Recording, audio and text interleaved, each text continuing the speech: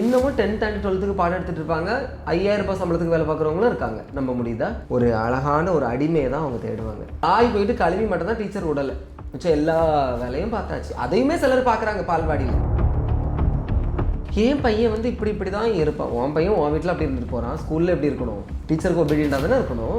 உங்களோட கொட்டையில் 5 கிலோ கல்லை கட்டி தொங்க விட்டா என்ன நடக்கும்னு கேட்குறான்.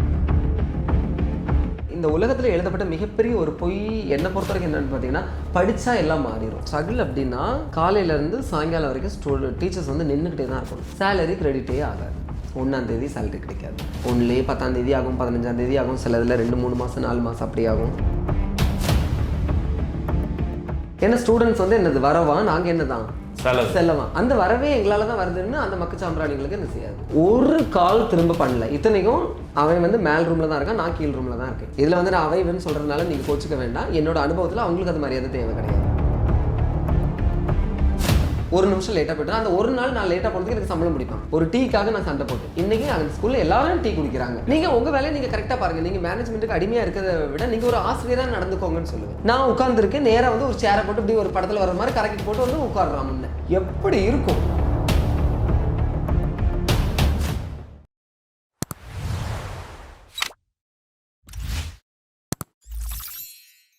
என்னதான் அங்கே இருக்கக்கூடிய மாணவர்களுக்கு வந்து மாணவர்கள்ட்டேருந்து வாங்கக்கூடிய ஃபீஸ் அளவு கூட இவங்களோட சேலரி இல்லை. அவங்கள வந்து ரொம்ப ஒரு டவுன் டு ஹெர்த்தாக தான் நடத்துகிறாங்க. எல்லா ப்ரைவேட் ஸ்கூல் டீச்சர்ஸ்க்காகவும் சேர்த்து ஒரே ஆள் பேசுகிறது நான் மட்டும்தான் பேசியிருப்பேன். இது வரைக்கும் நீங்கள் இப்போ யாராவது பேசி பார்த்துருக்கீங்களா? கிடையாது. ஏன் அப்படின்னு பார்த்தீங்கன்னா, இப்போ ப்ரைவேட் ஸ்கூல் எல்லாமே வந்து அவங்க வந்து ஒரு நல்ல ஒரு டேலண்டான ஒரு டீச்சரை ஆசிரியரை எதிர்பார்க்க மாட்டாங்க. ஒரு அழகான ஒரு அடிமையை தான் அவங்க தேடுவாங்க. இந்த இடத்துல நம்ம வந்து வார்த்தையை வந்து அடிமைன்னு சொல்கிறேன் அப்படின்னு சொல்லி தப்பாலாம் எடுத்துக்க வேண்டாம். அதை ஒர்க் பண்ணுற அத்தனை பேருக்கும் தெரியும் இந்த வார்த்தை வந்து கரெக்டான ஒரு வார்த்தை தான் அப்படின்னு சொல்லிட்டு. ஏன் அப்படின்னு பார்த்தீங்கன்னா, கொஞ்சம் கூட மதிக்க மாட்டாங்க. ஆனால் வெளியே தான் பேச்சு எப்படி? இந்த சமுதாயத்தையே தூக்கி நிறுத்துறது யாரு தான்? ஆசிரியர் தான். மக்கள் இது ஆசிரியர் பணியை அறப்பணி எனக்கு அர்ப்பணின்னு சொல்லுவாங்க. அப்படி அதுக்கே அர்ப்பணிச்சுட்டு அவங்களோட வாழ்க்கையை எப்போ வாழ்றது? அவங்களுக்குன்னு ஒரு லைஃப் இருக்கும் இல்லையா, அதை வாழணும். இதெல்லாம் நடக்கும் அப்படின்னு பார்த்தீங்கன்னா, டீச்சிங்கிறது ஒரு தொழில். இப்போ வந்து நீங்கள் வந்து ஒரு ஆங்கர் ஒர்க் பண்ணுறீங்க. எல்லா இடத்துலையும் நீங்கள் ஆங்கர் ஒர்க் பண்ண முடியுமா? டீ கடையில் போயிட்டு அவர் போய் இன்டர்வியூ பண்ணிட்டு ஒரு டீ கேட்டால் தருவாரா? எப்போவுமே வந்து தொழிலாக பார்க்கணும். அதை வந்து ஒரு பெரிய இதுக்கு மேலே உயர்த்தி வச்சுட்டு அப்படி ஒரேடியாக கீழே போட்டு மிதிக்கக்கூடாது. அப்படி தான் இந்த டீச்சிங் ப்ரொஃபஷன். வெளியே வந்து டீச்சர் அப்படி இருக்கணும், இப்படி இருக்கணும், ஆகா ஓஹோ அப்படி இருக்கணும்னு சொல்லுவாங்க. நான் ஒரே ஒரு கொஸ்டின் தான் கேட்பேன். கொரோனா வந்துச்சு, ஓகேவா? ப்ரொஃபஷன் சமுதாயத்தில் மிகப்பெரிய அந்தஸ்தில் இருக்கக்கூடிய ஆசிரியர் தொழில், எத்தனை பேர் அந்த தொழிலை விட்டுட்டு வேற தொழிலுக்கு போனாங்க? எத்தனை பேர் அவங்களோட வாழ்வாதாரம் இல்லாமல் கஷ்டப்பட்டாங்க? அப்போ இந்த சமுதாயத்தில் இருக்கக்கூடிய யாராவது ஐயோ இவங்க எவ்வளோ படிச்சிருக்காங்க, எவ்வளோ பெரிய ஒரு டீச்சர், இவங்க போய் இந்த கஷ்டப்படுறாங்களேன்னு சொல்லிட்டு அவங்களுக்கு ஏதாவது கொடுத்தாங்களா?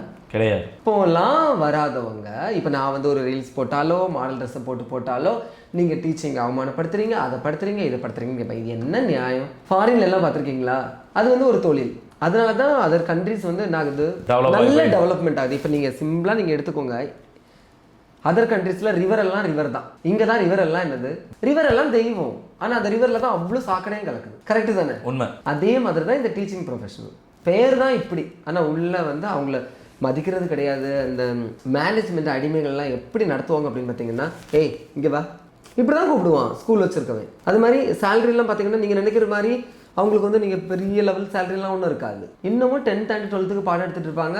5000 ரூபாய் சம்பளத்துக்கு வேலை பார்க்குறவங்களும் இருக்காங்க. நம்ப முடியுதா? முடியணும். அதுதான் நெசம். எதை சொல்லுவாங்களா, நம்பலைனாலும் அதுதான் நெசம். அதுவும் சம்பளம் ஸ்கூலாவது ஓரளவு பரவாயில்ல. காலேஜ்லாம் எப்படி 5-6 மாதத்துக்கு சம்பளமே கிடையாது. அட்மிஷன் பிடிச்சிட்டு வந்தால் உனக்கு சம்பளம். அட்மிஷன் பிடிக்கிறது யாரோட வேலை? மேனேஜ்மெண்ட்டோட வேலை. டீச்சரோட வேலை என்ன? டீச்சிங். இந்த எதோன்னு சொல்லுவாங்களா, போயிட்டு கழுவி மட்டும் தான் டீச்சர் உடலை, மிச்சம் எல்லா வேலையும் பார்த்தாச்சு. அதையுமே சிலர் பார்க்குறாங்க பால்வாடியில். அதே மாதிரி சில இடங்கள்லாம் பார்த்தீங்கன்னா, இந்த சொசைட்டியோட டிசைனை நான் சொல்கிறேன், அவங்க ஒரு ஸ்டாண்டர்டைசேஷனை இம்ப்ரூவ் பண்ணுறதுக்காக என் பையன் வந்து இப்படி தான் இருப்பான், உன் பையன் உன் வீட்டில் அப்படி இருந்துட்டு போகிறான், ஸ்கூலில் எப்படி இருக்கணும், டீச்சருக்கு ஒபீடியண்டாக தானே இருக்கணும். சில பசங்க வந்து என்ன பண்ணுவாங்கன்னா, கிளாஸில் வந்து கொஞ்சம் இது பண்ணுவாங்க. அப்போது அந்த பேரண்ட்ஸ் வந்து ஒத்துக்கவே மாட்டாங்க. அவன் அப்படிலாம் பண்ண மாட்டான், வீட்டில் ஒழுங்காக தான் இருப்பான் அப்படின்னு. வீட்டில் எங்கே ஒழுங்காக இருக்கிறான்? காலையில் 8 மணி ஆனால் ஸ்கூலுக்கு அனுப்பிச்சி விட்டுறீங்க, 5 மணி ஆனால் கூட்டிகிட்டு போகிறீங்க, இன்பிட்வீன் கேப்பில் அந்த கிளாஸ் இந்த class dance class special class அது இதுன்னு அனுப்பிச்சு விட்றீங்க. உங்ககிட்ட இருக்கிறதே எத்தனை மணி நேரம் தான் இருக்கிறாங்க? தூங்குற நேரம் மட்டும் தான் இருக்காங்க. அந்த நேரத்தில் உங்களுக்கு எப்படி தெரியும்? சிலர் வந்து எப்படி கேட்பாங்கன்னா, ஏன் பையனை நீ எப்படி அப்படி சொல்லலாம்? அப்போ அவங்களுக்கு தெரியாது. நமக்கு கேள்வி கேட்கறது இந்த சமுதாயத்திலேயே உயர்ந்த நிலையில இருக்கிறவங்க, சமுதாயத்தையே தூக்கி நிறுத்த போறவங்கள நம்ம என்ன செய்யறோம்? கேள்வி கேட்க போறோம். அதுவும் எப்படி கேட்பாங்க? ரெஸ்பெக்டா கேட்க மாட்டாங்க. நீ எப்படி என் பையனை இது பண்ணலாம்? நிறைய ஸ்கூல்ல நடக்குது. இதை பார்த்துட்டு இருக்கவங்க டீச்சர்ஸ் கண்டிப்பா ஃபீல் பண்ணுவாங்க. இதுக்கு எல்லாத்துக்குமே முழுக்க காரணம் என்ன பார்த்தீங்கன்னா, இந்த ஒரு பணக்கார மைண்ட் செட்ல இருக்கக்கூடிய பேரண்ட்ஸ், அவங்கள தான் நான் குறை சொல்லுவேன். ஸ்டூடெண்ட்ஸை எந்த குறையும் நான் சொல்ல மாட்டேன். இல்லை, இப்போ ஸ்டூடெண்ட்டுமே பார்த்தீங்கன்னா நிறைய ஸ்கூலில் ஒர்ஸ்ட் ஆகிட்டாங்க. எதனா ஒரு விஷயம் உயர்த்தி கேட்டு முன்னெல்லாம் வந்து முழங்கால் போட்டு படித்தவங்க நம்மலாம் அந்த ஜென்ரேஷன் கடந்து தான் வந்திருக்கோம். சார் அடிப்பாங்க இல்லை. இப்போ ஸ்கெயில தூக்குனாலே உடனே போலீஸ் கம்ப்ளைண்ட். நான் என்ன சொல்கிறேன் அப்படின்னா, அந்த கம்ப்ளைண்ட் கொடுக்குறது யாரு? அந்த பேரண்ட் தானே. அந்த பையனா போய் கொடுக்குறான். நீங்கள் தான் அந்த பசங்களுக்கு நம்ம கஷ்டப்பட்டாலும் பரவாயில்ல, பசங்க நல்லா இருக்கட்டும் அப்படின்னு சொல்லிட்டு அவங்களுக்கு ஃபேவரபிளாக நீங்கள் எல்லாம் பண்ண போய் தான் இப்போ வந்து எப்படி இருக்குது, அது மொத்த குப்பையாக நிற்கிது. நான் பேரண்ட்ஸை தான் சொல்லுவேன். ஏன் அப்படின்னு பார்த்துட்டிங்கன்னா, இப்போ சில பேரண்ட்ஸ் எல்லாமே நல்லா கஷ்டப்பட்டு வந்திருப்பாங்க. கஷ்டப்பட்டு வந்திருக்கும் போது அவங்களுக்கு தேவையான பணம், பொருள், புகழ் எல்லாத்தையுமே அவங்க சேர்த்து வச்சுருப்பாங்க. அவங்க பையன் இந்த கஷ்டம், கவலை, அது எதுவுமே படாமல் அவனுக்கு அந்த பேர், புகழ், பணம் தான் அவனுக்கு டக்குன்னு என்ன செஞ்சிடும், கடிச்சிடும். அப்போ அவனுக்கு வந்து அந்த கஷ்டங்கிற ஒரு பக்கமே என்ன செய்யாது, இருக்காது. அப்படின்னா என்னன்னே அவனுக்கு தெரியாது. அப்படி அவ்வளோ சொகுசாக அந்த பையனை வைக்கிறது யார் தான்? இந்த குப்பை பேரண்ட்ஸ் தான். இடங்கள்ல இருந்து வெளியூர்களுக்கெல்லாம் படிக்க வருவாங்க பணக்கார வீட்டு பசங்க. எதுக்கு படிக்க வராங்கன்னு நீங்கள் நினைக்கிறீங்க? மோஸ்ட்லி நல்ல படிப்பை தேடி வர்றவங்க ஒரு 1% தான் இருப்பாங்க. நம்ம நல்லா படித்து நல்ல வேலைக்கு போகணும் அப்படின்னு சொல்லிக்கிட்டு ஒரு கிராமப்புறங்கள்லேருந்து வரவங்க ஒரு சில பேர் இருக்காங்க. நம்ம அவங்கள தப்பே சொல்ல முடியாது. ஆனால் மிச்சம் நிறைய பேரும் படிக்க வர்றதுக்கான காரணம் என்ன அப்படின்னா, ஒரு பேஷன். காட்டுக்கு பின்னாடி பெயர் போடணும், அப்பாவோட பிஸ்னஸை பார்க்கறதுக்கு நாளைக்கு நம்மளுக்கு வேணும், நம்மளால படிச்சிருக்கிறது மாதிரி காட்டணும் அப்படிங்கிற ஒரு மாய பிம்பத்துக்காக தான் என்ன செய்கிறாங்க. இன்னைக்கு அது ஒரு பக்கம் ட்ரெண்டாக இருந்ததாலும் இன்னொரு பக்கம் பார்த்தீங்கன்னா, என் பையன் இந்த காலேஜில் படித்தான் அப்படின்னு ஒரு பேருக்காகவே ஒரு முந்தி அடிச்சுக்கிட்டு ஒரே காலேஜில் போயிட்டு கூவி. முன்னாடி எல்லாம் பார்த்தீங்க அப்படின்னா MBBS-ஆ இருக்கட்டும், LLB-யா இருக்கட்டும், எல்லாருமே எதுக்கு படிப்பாங்க? நம்ம சமுதாயத்துக்கு ஏதோ பண்ணணும், சொசைட்டிக்கு வந்து ஒரு சர்வீஸ் பண்ணணும்னு. ஆனால் இன்னைக்கு சர்வீஸ் நோக்கத்தில் பண்ணுறவங்க 1% கூட கிடையாது. உண்மை. எல்லாருமே இப்படி இப்போ LLB வந்து BL எல்லாமே மோஸ்ட்லி எதுக்கு பண்ணுறாங்க? காரில், பைக்கில் அவங்கள வந்து ப்ரொடெக்ட் பண்ணுறதுக்காக, தன்னைத்தானே தற்காத்துக்கிறதுக்காகத்தான் அவங்க படிக்கிறாங்களே தவிர சமுதாயத்துக்கு நல்லது செய்யணுங்கிறது அவங்க மைண்ட் கிடையாது. அதே மாதிரி டாக்டர் பாருங்க, அவங்க எவ்வளோ செலவு பண்ணி படிக்கிறாங்க. இதுக்காக அவங்கள நம்ம தப்பு சொல்ல முடியாது. ஏன்னா நம்மளோட சொசைட்டி டிசைன் எப்படி இருக்குது? நீ ஒரு நல்ல அந்தஸ்தில் இருந்தா, இல்லைன்னா நீ ஒரு நல்ல கார் வச்சுருந்தா, நீ அதில் வந்து லாயர்னு எழுதியிருந்தா, இல்லை அதில் ஒரு டாக்டர்னு எழுதியிருந்தா, நான் ஒன்று என்ன செய்வேன்? மதிப்பாங்க. இல்லைன்னா நான் ஒன்று மிதிப்பேன். அப்படிங்க இருக்கும்போது அவங்களும் அதுக்கேற்றவாறு என்ன பண்ண முடியுது? ஒரு அடாப்டேஷனுக்கு அவங்கள ப்ரொடெக்ட் பண்ணதுக்காக அவங்க கொண்டு வராங்க. இப்போ நீங்கள் நிறைய விஷயங்கள் நீங்கள் பார்த்தா தெரியும். நம்ம எதுவுமே நம்ம தனிப்பட்ட விதத்தில் பேச வேண்டாம். இப்போ ஒரு லாயராக இருக்கட்டும், இல்லைன்னா ஒரு குறிப்பிட்ட கட்சி கொடிகளாக இருக்கட்டும், ஏதாவது பண்ணுறாங்களா?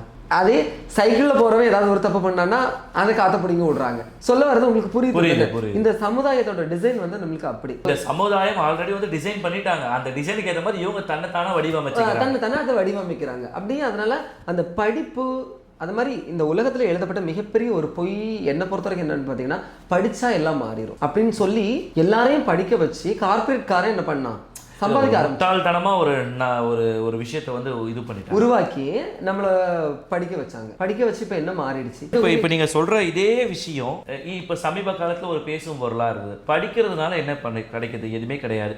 அப்போ ஒரு முக்கியமான ஒரு அரசியல் பிரமுகரா யாரோ தெரியல, அவர் என்ன சொன்னார், படிச்சுட்டு என்ன பண்ற, வேலைக்கு போற. அப்ப டைரக்டாவே எல்லாரையும் வேலைக்கு போக வைக்கணும் அப்படின்ற மாதிரி ஒரு இல்ல படிப்பு வந்து நம்மளுக்கு வந்து கேதரிங் ஆஃப் நாலேஜ் தான். நாலேஜ் நம்மளுக்கு தேவை. ஆனா நம்ம எக்ஸ்ட்ரீம் லெவலுக்கு நம்மளுக்கு அது தேவை கிடையாது. ஏட்டு சூறக்காய் கறிக்கு உதவாது, வெறும் படிப்பு வேலைக்கு உதவாது. நான் வந்து ஸ்கூல்ல வந்து அவ்வளவு படிக்க மாட்டேன். நான் அவ்வளவு பக்காவா கிளாஸ் எடுப்பேன். ஆனா என் கூட இருந்து ஃபர்ஸ்ட் மார்க் வாங்குறவங்க, செகண்ட் மார்க் வாங்குறவங்களால அதை வந்து என்ன பண்ண முடியாது, எக்ஸ்பிளனேஷன் கொடுக்க முடியாது. அதுதான் சொல்றேன்ல, அந்த படிப்புக்கும் அந்த எக்ஸ்பீரியன்ஸ், அந்த டேலண்ட், எக்ஸ்போஷருக்கு என்ன இருக்கும், டோட்டலி டிஃபர் இருக்கும். அதுதான் நான் சொல்லுவேன். அதை அப்புறம் இன்னொரு விஷயத்த நான் உங்ககிட்ட தெளிவாக சொல்லணும். இன்னும் நிறைய ஸ்கூல்களில் என்ன அப்படின்னு பார்த்தீங்கன்னா, முன்னாடி வந்து நம்மளுக்கு வந்து ஒரு கைநாட்டு சிஸ்டம் இருந்துச்சு. அது இடையில என்ன பண்ணாங்க, கைநாட்டு பண்ணி எல்லாரும் ஏமாத்துறாங்க அப்படின்னு சொல்லி நம்மளை நம்ப வச்சு, இப்போ அதே மொபைல் ஃபோன் எல்லாத்துலேயும் என்ன கொண்டு வந்தாங்க, கொண்டு வந்தாங்களா? டிஜிட்டலாக மாற்றினா பொய்யை கூட நம்ம என்ன செய்கிறோம், நம்ம. ஆனால் நம்மளோட முன்னோர்கள் என்ன பண்ணியிருக்காங்க, எல்லாமே தெளிவாக ப்ராப்பராக இருந்திருக்காங்க. அப்போ அதையெல்லாம் ஒரு முட்டாள்தனம்னு சொல்லி நம்மளை கொஞ்சம் நம்ப வச்சு ஒரு கார்பரேட் மைண்டை நம்மளுக்குள்ளே கொண்டு வந்துட்டு மறுபடியும் அதே இதை தான் அவங்க ஃபாலோ பண்ணுறாங்க. அப்போ ஸ்கூல்ஸ்ல எல்லாம் எப்படி வந்து ஏமாத்துறாங்க அப்படின்னு பார்த்தீங்கன்னா, இப்போ எனக்கு வந்து சேலரி வந்து ஒரு சிபிஎஸ்சியில் நம்ம வேலை பார்க்குறோம், ஒரு ஸ்டாண்டர்ட் லெவல் பார்க்குறோன்னா இவ்வளோ பே ஸ்கேல் இருக்கணும். ஆமாம் தானே, அதனோட ரூல்ஸ் அண்ட் ரெகுலேஷன் படி ஒரு டீச்சருக்கு இவ்வளோ பே ஸ்கேல் இருக்கணும். இவங்க அங்கே கொடுத்துருவாங்க இதே பே ஸ்கேல் இந்த டீச்சருக்கு நம்ம கொடுக்குறோம் அப்படின்னு சொல்லிட்டு. ஆனால் எங்ககிட்ட வரும்போது என்னென்னா அதில் 10% கூட வராது. அதுக்கு என்ன பண்ணுவாங்க அப்படின்னா, நம்மளுக்கு வரக்கூடிய சேலரி ஒன்று, நம்ம அங்கே போய் என்ன செய்யணும், அவங்களுக்கு கைநாட்டு வைக்கணும். ஆனால் அதில் எதுவுமே சேலரி எதுவுமே ஃபில் பண்ணியிருக்க நம்மளால கேட்க முடியுமா? அப்ப படிச்சு என்ன மாறிடுச்சு? எனக்கு இந்த மாற்றங்களுக்கெல்லாம் என்ன நடக்கணும்னு எதிர்பார்க்குறீங்க? இல்ல ஒரு சமூக புரட்சி வரணும்னு எதிர்பார்க்குறீங்களா? இல்ல கல்வியில ஒரு புரட்சி வரணும்? இல்ல எல்லாத்துலயுமே சமுதாயத்துக்கே ஒரு புரட்சி வரணும்? இல்ல எல்லாத்துக்குமே ஒரு புரட்சி வரும். எப்படி வந்து ஒவ்வொரு ஊர்கள்லயும் வந்து நாடுகள்ல எல்லாம் வந்து புரட்சிகள் வருதோ அது மாதிரி வரும். இல்ல தொடர்ந்து இந்த தனியார் கல்லூரி ஆசிரியர்களுடைய போராட்டம் பிரச்சனைகள் கண்ணீரும் கம்பளமாவே தானே போயிட்டு எந்த கண்ணீர் கம்பளமா இருந்தாலும் அதுக்கு எதிராக யாருமே பேச மாட்டாங்க. இல்ல அதுக்கான காரணம் என்ன? காரணம் என்ன அப்படின்னு பார்த்தீங்கன்னா, அதான் சொன்னேன்ல, படிச்சா எல்லாம் மாறிடும் அப்படின்னு சொல்லிட்டு நம்மளை ஏமாத்தி நம்மளோட பணத்தை அவ்வளோதையும் அவங்க பிடிங்கிக்கிறாங்க. இப்போ அவ்வளோ பெரிய பெரிய, இப்போ நீங்களே சொல்லுங்க, பெரிய பெரிய இன்ஸ்டிடியூஷன்லாம் யார் வச்சிருக்கா? பெரிய ஆட்கள் தானே வச்சிருக்காங்க. அவங்கள போய் நான் எதுக்க முடியுமா? நான் ஒரு தனி நபரால் வந்து இந்த காலேஜில் இவ்வளோ இது இருக்கு, இந்த காலேஜில் இவ்வளோ இருக்குன்னு எதுக்கு என்னால் முடியுமா? ஒரு தனி நபரால் முடியுமா? நம்மளே தாங்க நம்ம திருத்திக்கணும். இப்போ வந்து ஒரு பெரிய நிறுவனம் வச்சவங்களா இருக்கட்டும், அவங்களாவது அதை யோசிக்கணும். இப்போ அவங்க கிட்ட வந்து ஒரு 1000 கோடி சொத்து இருக்கலாம், அவ்வளோ ப்ராப்பர்ட்டி இருக்கலாம். எதுக்கு? தேவைக்கு போதும் இல்லையா? இப்போ ஒரு 40 வயசு ஆயிடுச்சு, 50 வயசு ஆயிடுச்சு, அவங்களால வந்து அவங்களுக்கு பிடிச்ச ஃபுட்டை சாப்பிட முடியுமா? புரியுது அவங்களுக்கு நான் கேட்க?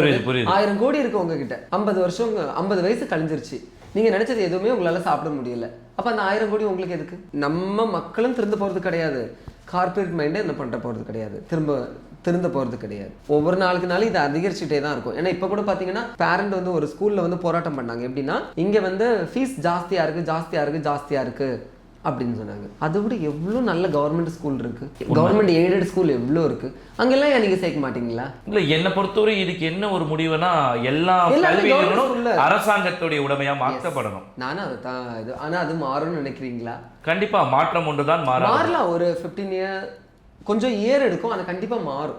ஏன்னா வந்து என்ன பொறுத்த வரைக்கும் என்னன்னா, பிரைவேட் இன்ஸ்டிடியூஷன் எல்லாமே வந்து கவர்மெண்ட் ஆர்கனைசேஷனா மாறும். தனியாருக்கு சொந்தமான அனைத்து உடைமைகளும் கல்வி சார்ந்த உடைமைகள், கல்வி சார்ந்தது மட்டும் உடைமைகளும் அரசு உடைமைகளாக மாற்றப்படணும். இந்த மாற்றம் ஒரு வேளை நடக்கும். அப்பொழுதுதான் வந்து அப்துல் கலாம் எதிர்பார்த்த உலகத்துல நம்ம அப்துல் கலாம் ஐயா சொல்லிட்டு போன மாதிரி வல்லரசு நாடா இந்தியா மாறும். கண்டிப்பா. அதுக்கு ஃபர்ஸ்ட் அதுதான். ஆனா வந்து வரதுக்கு கொஞ்சம் போராட வேண்டியது இருக்கும். மாற்றங்கள் ஒன்றுதான் மாறாது, எதிர்பாருங்க. நம்ம மக்கள் எல்லாம் நினைச்சா அது மாத்தலாம். ஏன் அப்படின்னு பார்த்தீங்கன்னா, எங்க ஊர்ல ஒரு பெஸ்ட் எக்ஸாம்பிள் இருக்கும். ஒரு கார்பரேட், அவங்க அங்க சுத்தி இங்க சுத்தி எங்க சுத்தினாலும் வச்சு பார்த்தாங்க. ஒரு பெரிய வந்து ஒரு ரெஸ்டாரண்ட் எங்க ஊர்ல ஓடவே இல்லை, ஆளே போகல. இப்போ ஒரு பெரிய ஸ்கூல் இருக்குன்னு நினைச்சுக்கோங்களேன், அந்த ஸ்கூலுக்கு நீங்கள் யாருமே அட்மிஷனுக்கு போல நம்ம ஸ்கூலே நடத்த மாட்டானே. இப்போ ஒரு பெரிய யூனிவர்சிட்டியாக இருக்கட்டும், இல்லைனா ஒரு பெரிய காலேஜாக இருக்கட்டும், அந்த காலேஜ் வந்து கரப்ஷனுக்கு பேர் போனதாக இருக்கலாம், இல்லைனா வந்து அங்கே டொனேஷன் நிறையா உள்ளதாக இருக்கலாம். அங்கே வந்து நம்ம போகலை அப்படின்னா ஆட்டோமேட்டிக்காக அவங்களே க்ளோஸ் பண்ணிடுவாங்க தானே. ஆனால் நம்ம போகாமல் இருப்போமா? கிடையாது. நம்மளுக்கு என்ன வேணும்? ஒரு பகட்டு வேணும். என் பையன் அந்த யூனிவர்சிட்டியில் படிக்கிறான், அந்த காலேஜில் படிக்கிறான், என் பையன் அந்த காலேஜுக்கு காரில் தான் போவான். இந்த பகட்டான உலகத்துக்கு ஆசைப்பட்டு மாயான உலகத்தில் வாழ்ந்துட்டு மாட்டிக்கிட்டு அவங்களோட ரியல் சந்தோஷம் இது எல்லாத்தையுமே என்ன பண்ணிக்கிறாங்க, அவங்க இழந்துடுறாங்க. பணத்தை வந்து தேவையே இல்லாமல் என்ன செய்யறாங்க, படிப்புக்கு நிறைய இடங்கள்ல செலவு பண்றாங்க. இதனால பாதிக்கப்படுது அந்த மாணவன் தான். படிச்சு முடிச்சுட்டு வெளியில வரும் பொழுது ஒரு பெரிய சுமையோட தான் வெளியே வராங்க. இஎம்ஐன்ற ஒரு சுமை. இல்லை இதுல இன்னொரு விஷயம் இருக்குன்னா, பாதிக்கப்படுறது என்னன்னா மிடில் கிளாஸ் மக்கள் தான் பாதிக்கப்படுவாங்க. ஹை மெஜாரிட்டி உள்ளவங்க யாரும் என்ன செய்ய மாட்டாங்க, பாதிக்கப்பட மாட்டாங்க. ஏன் அப்படின்னா அவங்களுக்கு தேவை என்ன, சொன்ன மாதிரி ஹையரும் பாதிக்கப்பட, லோயரும் பாதிக்கப்பட மாட்டாங்க, மிடில் இருக்கவங்க தான் மாட்டுவாங்க. இப்போ ஹையருக்கு என்ன தேவை அப்படின்னு பார்த்துட்டீங்கன்னா, பையன் வந்து என்ன பண்றான், காலேஜ் போறான். ஏன்னா அவங்க கிட்ட ஆல்ரெடி என்ன இருக்கும், பணம், அது இது பிசினஸ் எல்லாமே பேருக்கு பின்னாடி. சும்மா அந்த பையனுக்கு வந்து ஒரு கார் எடுத்து கொடுத்துருவாங்க. அந்த பையன் காலேஜுக்கு அவன் என்ன பண்ணுவான், கார்ல தான் போயிட்டு வருவான். டெய்லி ஒரு 10,000 20,000 ரூபாய் என்னது செலவு. அப்போ என்னென்னா அதில் இன்னொரு மோகம். அந்த எல்லாத்தையும் எடுத்து வந்து ஒரு இன்ஸ்டால என்ன பண்ணணும், ஒரு ஸ்டோரி போட்டு அடுத்தவங்களுக்கு என்ன பண்ணணும், ஒரு நான் இப்படி இருக்கேன்ப்பா, அது அப்படியே வெளியே உலகத்துக்கு வா நான் வந்து இன்னைக்கு இவ்வளோ ஹாப்பியாக இருக்கேன் அப்படின்னா அவங்களே இதுதான் ஒரு ரியல் ஹாப்பின்னு அவங்களே என்ன செஞ்சுக்கிறாங்க, அதை இது பண்ணி நினச்சிட்டு இது பண்ணுறாங்க.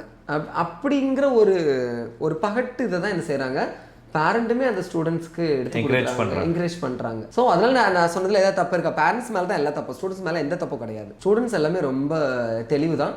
அவங்களோட தெளிவை வந்து இவங்க வந்து நாஸ்தியாக்குறாங்க. இதை தவிர்த்து தனியார் கல்வி நிறுவனங்களில் ஆசிரியர்கள் படக்கூடிய ஸ்ட்ரகிள்ஸ் எல்லாம் என்னென்ன? ஸ்ட்ரகிள் அப்படின்னா, காலையிலேருந்து சாயங்காலம் வரைக்கும் டீச்சர்ஸ் வந்து நின்றுக்கிட்டே தான் இருக்கணும். சேர் போடக்கூடாது, உட்காரக்கூடாது. சேர் இருக்கும் இருந்தாலும் உட்காரக்கூடாது. அது ஒன்று. இன்னொன்று என்ன பார்த்தீங்கன்னா, இந்த இடத்துல நான் இதை பதிவு பண்ணுவேன், திரும்ப நான் பதிவு பண்ணிட்டு தான் இருப்பேன். யாரும் எம்எல்ஏ கோவப்பட்டாலும் ஒன்றும் பிரச்சனை கிடையாது. கேரளாவில் துணி கடைகள்லாம் வந்து உட்கார்ந்து வேலை பார்க்கணுன்னு ரூல்ஸ் போட்டாங்க. ஒரு சட்டம் வந்துச்சு. சரியா?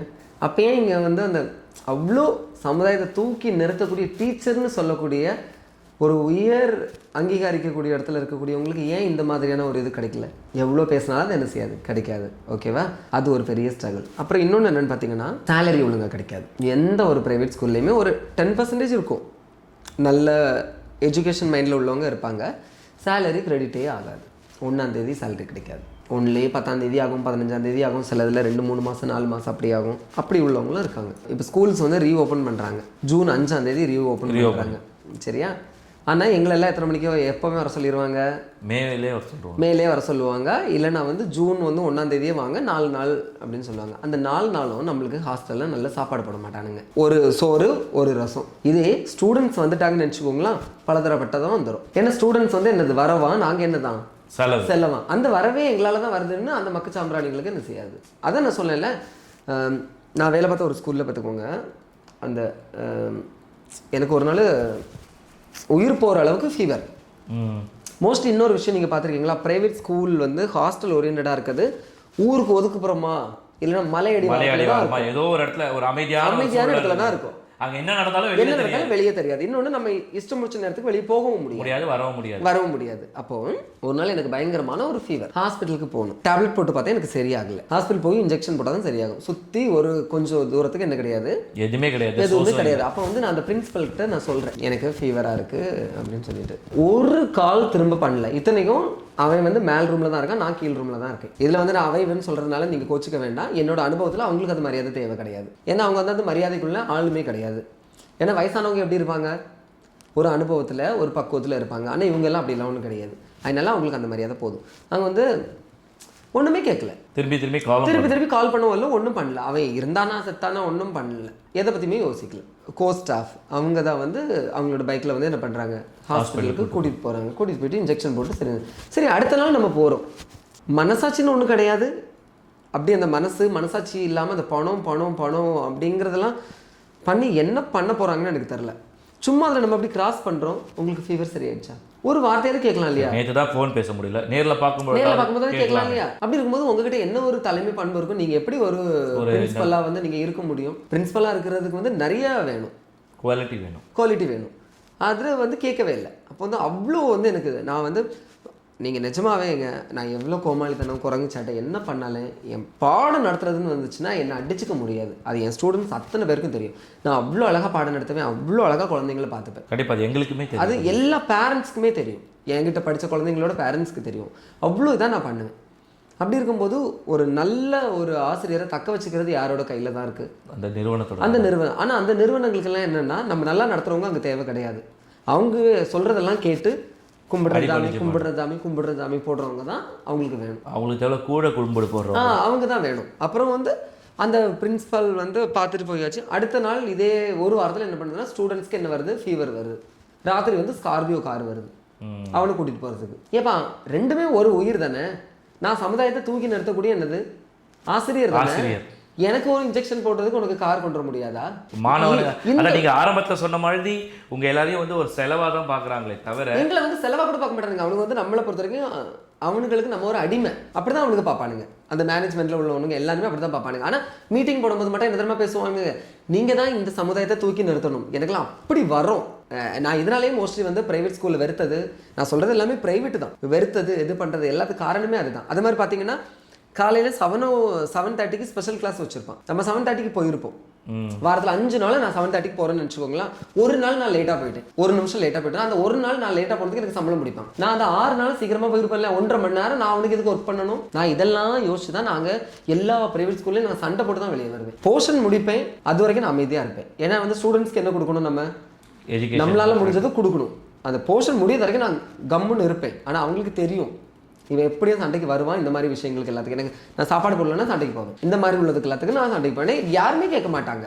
எனக்கு தேவையானதை நான் தானே கேட்டாகணும். கண்டிப்பா. அதே மாதிரி இன்னைக்கு ஒரு பெருமை என்ன அப்படின்னு பார்த்துட்டீங்கன்னா, நான் ஒரு ஸ்கூல்ல சண்டை போட்டு வந்தேன் கரூர்ல, ஒரு டீக்காக நான் சண்டை போட்டு. இன்னைக்கு அந்த ஸ்கூல்ல எல்லாரும் டீ குடிக்கிறாங்க. பெரிய விஷயம், பெரிய விஷயம் தானே, ஒரு மாற்றம், ஒரு சின்ன மாற்றம் தானே. ஸோ இப்படி ஒவ்வொருத்தங்களுமே அவங்களோட ப்ராப்ளத்தை வந்து பேசணும். அப்புறம் வந்து கூப்பாடு போடாதீங்க, கும்பிடு போடாதீங்க. ஏன்னா உங்ககிட்ட நல்ல ஒரு எஜுகேஷன் இருக்கு, நல்ல ஒரு கேரிங் இருக்கு. அப்படி இருக்கும்போது நீங்க ஏன் அவங்களுக்கு அடிமையா போகணும்? நீங்க அடிமையா போறதுனால தானே அவங்க உங்களை அடிமைப்படுத்துறாங்க. என்ன சொல்ல வரீங்க? தனியார் நிறுவனங்கள்ல வேலை செய்ய ஆசிரியர்களுக்கு இந்த இடத்துல இருந்து நீங்க ஒரு ஆசிரியர், நீங்க உங்க வேலையை நீங்க கரெக்டா பாருங்க. நீங்க மேனேஜ்மெண்ட்டுக்கு அடிமையா இருக்கிறத விட நீங்க ஒரு ஆசிரியரா நடந்துக்கோங்கன்னு சொல்லுவேன். உங்க ஒர்க் என்ன அதை நீங்க கரெக்டா பாருங்க. உங்களுக்கு என்ன தேவையோ அதை நீங்க கேளுங்க, அதை நீங்க கேளுங்க. அது மாதிரி பிஎஃப் பிடிப்பாங்க, பிஎஃப் பிடிச்சிட்டு எத்தனை பேருக்கு திருப்பி கொடுத்துருப்பானுங்கன்னு சொல்லுங்க. ஒருத்தனுக்குமே கொடுக்க மாட்டானுங்க. நான் எப்பவும் சொல்றேன், நல்ல இன்ஸ்டிடியூஷன் இருக்கு. நான் வேலை பார்த்த ஸ்கூல்ல ஒரு சில இடங்கள்ல நல்லா நடத்துறாங்க. நான் அதை நல்லா நடத்துனதை நான் வெளியே சொல்றேன். நாராயணா இருக்கு இல்லையா, என்னை பொறுத்த வரைக்கும் ஒரு டீச்சரா நடத்துனது அந்த நாராயணா ஸ்கூல் மட்டும்தான். நான் வேலை பார்த்த ஸ்கூல் லிஸ்ட் நிறையா இருக்கு, அதெல்லாம் நம்மளுக்கு வேண்டாம். அந்த நாராயணா ஸ்கூல் மட்டும்தான் 1ஆம் தேதி சம்பளத்துக்கு பதிலாக 31ஆம் தேதியே வந்துடும். 31ஆம் தேதி லோக்கல் ஹாலிடேயோ இல்லைனா வந்து பேங்க் ரிலேட்டடாக ஏதாவது ஹாலிடேயோன்னா அதுக்கு 2 நாளைக்கு முன்னாடியே வந்துடும். 29ஆம் தேதியே வந்துடும். அப்போ நம்ம எல்லாருக்கும் எப்படி இருக்கும்? மந்த் எண்ட்லேயே வந்துருச்சு. ஏன்னா 1ஆம் தேதி 2ஆம் தேதி இஎம்ஐ கட்டுறதுக்கு அலையணும். புரியுதா உங்களுக்கு?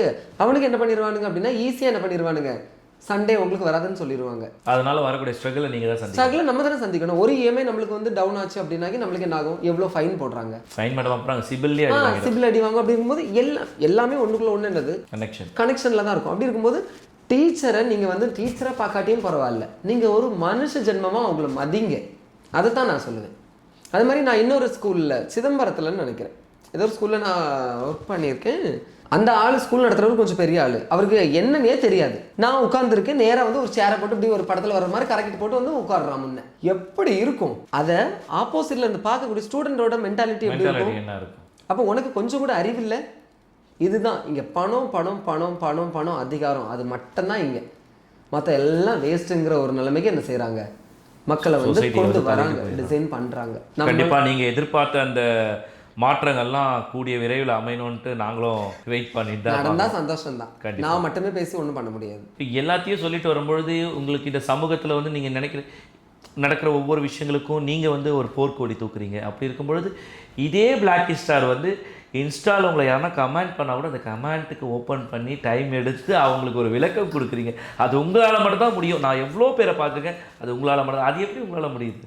அது சிரிச்ச முகத்தோட ஒரு கோவமே இல்லாம அவன் தவறான முறையில் ஒரு கேள்வி கேட்டாலும் அதுக்கும் சரியான ஒரு விளக்கம் ஒன்று கொடுத்து பயாலஜிக்கலா ஒரு விளக்கம் கொடுக்குறீங்க பாருங்க. அதுதான் பிளாக் ஸ்டார். பயாலஜியா பார்த்தோம் அப்படின்னா நம்மளுக்கு எல்லாமே பயாலஜி தான். அவன் என்ன கேட்கிறான் அப்படின்னு பாத்தீங்கன்னா, ஒரு கமெண்ட் நானே சொல்றேன், தப்பா எடுத்துக்கிட்டா, ஸ்க்ராட்டம் உங்களோட கொட்டையில 5 கிலோ கல்லை கட்டி தொங்க விட்டா என்ன நடக்கும்னு கேட்கிறான். அப்ப நான் என்ன பண்ணி ஆகணும்? அது பயாலஜிக்கலா நான் ஒரு விளக்கம் கொடுத்துதான் ஆகணும். அது தப்பு ஒன்றும் கிடையாது. அந்த விதை கொட்டையை நம்ம ஸ்க்ராட்டம் அப்படின்னு சொல்லுவோம். அதை வந்து 5 கிலோ கல்லெல்லாம் அது தாங்காது, ஒன்லேயே அது அத்து விழும். நம்ம நார்மலாக அதை ரிமூவ் பண்ணுறது வந்து எக்டமி, ஸ்க்ராட்டெக்டமி அப்படின்னு சொல்லுவாங்க. இப்போ நீங்களாவே கல் கட்டி விழுத்துட்டீங்கன்னா என்ன ஆகும்? ஃப்ரீயாகவே உங்களுக்கு என்ன செஞ்சிருது? பிடுங்கி விழுந்துருது. அடுத்தது வந்து சர்ஜிக்கல் மெத்தட் சொல்லுவாங்க. நீங்கள் இல்லை, நான் என்ன கேட்குறேன், அவங்க கேலியும் கிண்டலுமா உங்களை கலாய்க்கணுன்ற தாட்டில் கேட்டாலுமே அதை ஒரு தெளிவான ஒரு விளக்கம் அவனுக்கு கொடுக்குறீங்க பாருங்க. அந்த இடத்துல தான் உங்களை நோக்கி வர அம்பையுமே அதை அப்படியே உடைச்சி நம்மளுக்கு வந்து ஒரு கண்டென்ட் கிடைக்குது. அது மூலமா நிறைய பேருக்கு சிரிப்பு கிடைக்குது. அந்த சிரிப்பு கூடவே சேர்ந்து அவங்களுக்கு ஒரு எஜுகேஷன் கிடைக்குது இல்லையா? அப்படி இருக்கும்போது அந்த கமெண்ட் போடுறவங்க நம்மளுக்கு வந்து வேலிட் இல்ல. அவங்க என்ன நினைப்பாங்கன்னா, நம்ம குத்துறான்னு நினைச்சா இவரு நமக்கு முன்னாடி சேர்த்து மொத்தமா நமக்கு நான் அப்படி அவங்க நம்மள குத்துறாங்கன்னு நினைக்க மாட்டேன். நம்மளுக்கு ஒரு கண்டென்ட் கிடைச்சிருக்கு, அது மூலமா நம்ம மக்களுக்கு ஏதாவது சொல்லலாம், அப்படிதான் நினைப்பேன். அதே வந்து இந்த ஸ்க்ராட்டெக்டமி நான் இப்படி சொன்னேன் இல்லையா, அது வந்து தனியா ஒரு விளக்கம்லாம் கொடுத்தோம்னா அவங்களுக்கு என்ன செய்யாது, மைண்ட்ல நிக்காது. இதோட சேர்த்து சொல்லும் போது அது மைண்ட்ல நிற்கும். இது வந்து ஒரு டீச்சிங் மெத்தடாலஜி. இப்போ உண்மையாக ஒரு பாராட்டத்தக்க விஷயம். பிளாக் ஸ்டாரை வந்து ஒரு கோமாளியாகவும் ஒரு கிண்டலும் கேலியுமா பார்த்துட்டு இருந்த இந்த சொசைட்டி இன்னைக்கு பார்த்தீங்கன்னா பல முகங்களில் பார்க்குறாங்க. ஒரு படத்தில் சொல்லும்போது இவருக்கு பல முகங்கள் இருக்குன்ற மாதிரி ஒரு சமையல் நிபுணராக பார்க்குறாங்க, ஒரு ஆசிரியராக பார்க்குறாங்க, ஒரு செலிபிரிட்டியாக பார்க்குறாங்க. இதையும் கடந்து இன்னும் பல முகங்கள், பார்க்க வேண்டிய முகங்கள் இருக்குது. நாங்களும் எதிர்பார்த்துட்டு இருக்கோம். ஒயிட் ஆர்ட்ஸ் மூலயமா இந்த சொசைட்டியில் நீங்கள் இன்னும் ஒரு பல மேடைகளும் பல விருதுகளும் பெறணும்னு சொல்லி இந்த நேரத்தில் வாழ்த்துறோம். நன்றி, ரொம்ப ரொம்ப நன்றி.